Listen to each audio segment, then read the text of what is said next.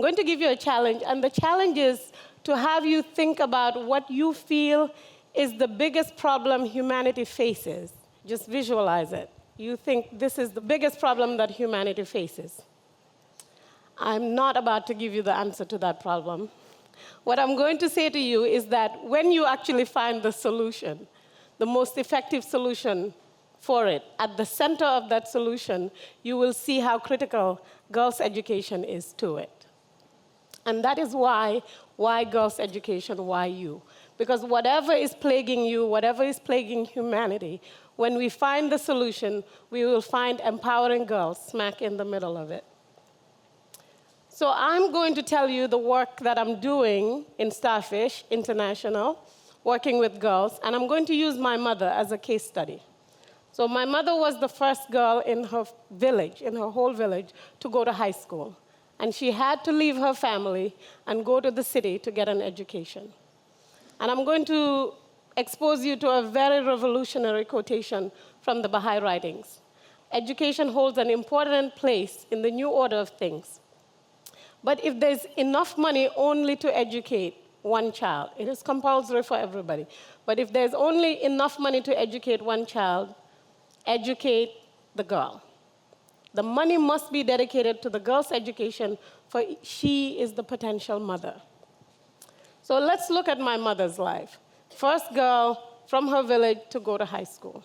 She goes to high school. The next year she graduates high school. She comes home, gets married, and has 4 children.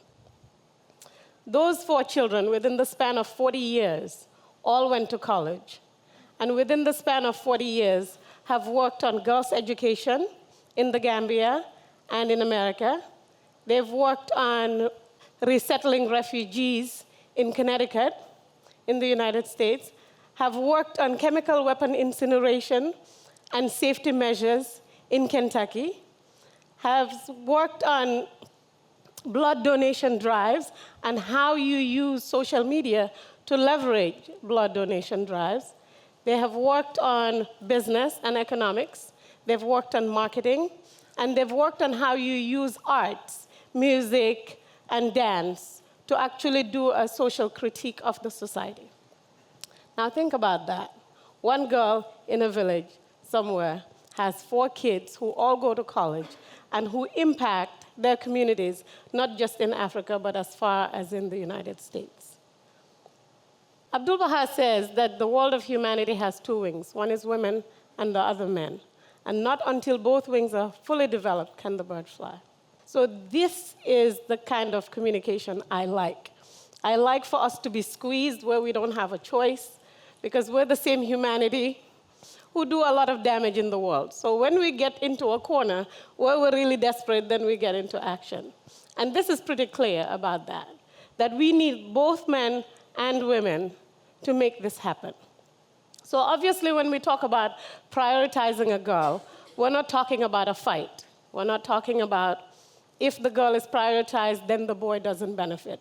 What we're looking at is we're looking at society. That bird is the society. That bird is the family. That bird is the nation, and that bird is the world. And when we think about it that way, and if we want this bird to fly, and one wing is very, very weak, then we pool all of our resources, and we do everything that we can to make that bird fly. In order to do that, we have to do it using certain qualities. There are 5 virtues and quotations from the Baha'i writings that inspire our work in the Gambia with these young girls. Because it's a fair argument to make, to say, well, you know, in your mother's case, her children went and used their education for good. But you could have developed bombs, you could have been terrorists, and used your education for terrorism, and you certainly could have just taken care of your own community, just gone back to the Gambia or gone back to Africa and worked with your community. And sometimes you see that. Very often you see that. Somebody gets an education and they use it to benefit themselves. That is not bad. But the question is, what kind of education do we need to offer so that the first educators of the next generation, the potential mothers, will teach the qualities that we need taught so that a whole generation of people will grow up with the idea that you get an education to serve humanity. That this is not an idea, this is a way of being. Why do you want an education? It is not just to better yourself, but to better humanity. My mom had choices. I always laugh when I see people talking about empowering African women, because I grew up among some of the strongest women in the world. So it's very, very clear to me that it is not strength or empowerment that they need. What they need are choices. And what gives them those choices are the education that we offer. And one of the ways we offer that education has to do with nobility, this idea of nobility. When you take a girl at the bottom rung of the social ladder and you say to her, you're noble, Baha'u'llah tells us that noble have I created thee, why dost thou abase thyself? So if I come to the table and I believe that I am a noble human being, and it is something that I didn't have to earn, I was born with it. You can't give it to me, you can't take it away from me. That means that it creates an environment where I act nobly. And acting nobly means if I believe I'm a queen, you're not going to find me in the middle of the street cursing at somebody, right? You're not going to find me stealing things from people. You're not going to find me doing those kinds of things. Also, what you would find me doing is feeling responsible. If I believe I'm a queen, then I have a responsibility towards my people. So that's one way we approach girls' education. Another one is independence. My mom had independent thought. Her education afforded her a way to look at the world where she made up her mind herself. So when it came to protecting me from female genital mutilation, for example, she did not have to indoctrinate me. Because if she had indoctrinated me, then the next person to come around, the next charismatic speaker would convince me otherwise. What she did was sit me down and say, this is what happens to your body, and I don't want this to happen to you. That is why, even though 90% of the village girls are getting circumcised, you're not going to be one of them. And because of that, it was a gift that she gave me that I could give, and I could protect myself using it. Now, you can call yourself a queen and be as independent as you want intellectually, but if you don't have money and if you can't make money, there are choices that you simply cannot make. And so there has to be an element of financial independence. We have to be able to teach girls that you can take care of yourself. And you can take care of yourself from when you're very young. You can make candy and sell it. You can be a photographer. You can do social media. You can do technology. There are all kinds of things that you can do. And so that's one of the things we do at Starfish. And then we have service. Like I said, why do you learn 1 + 1 = 2?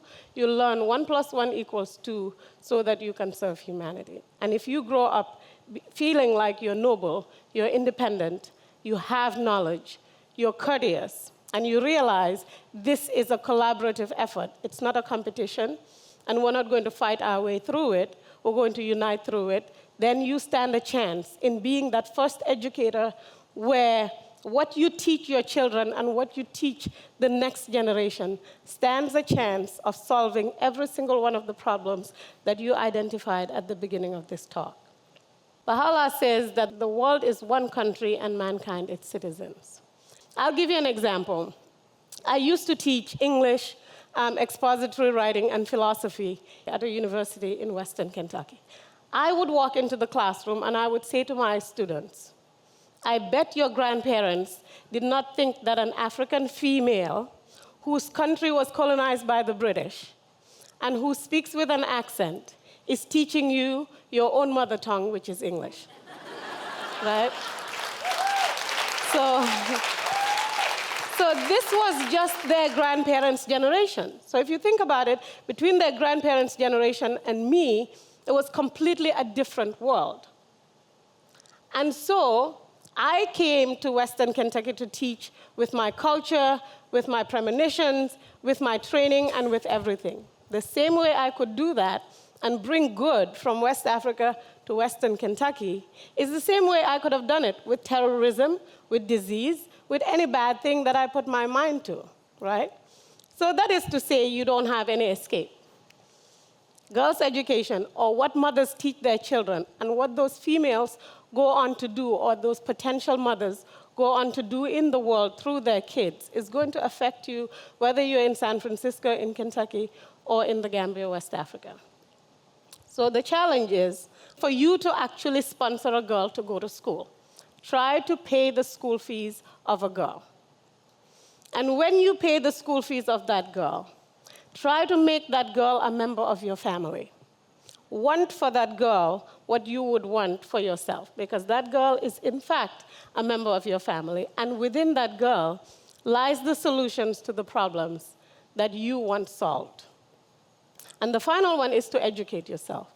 Educate yourself about issues that are affecting girls and preventing them from getting an education in the world. And when you educate yourself about the good and the bad, then you stand on the right side of history, which is either way you're going to impact the future.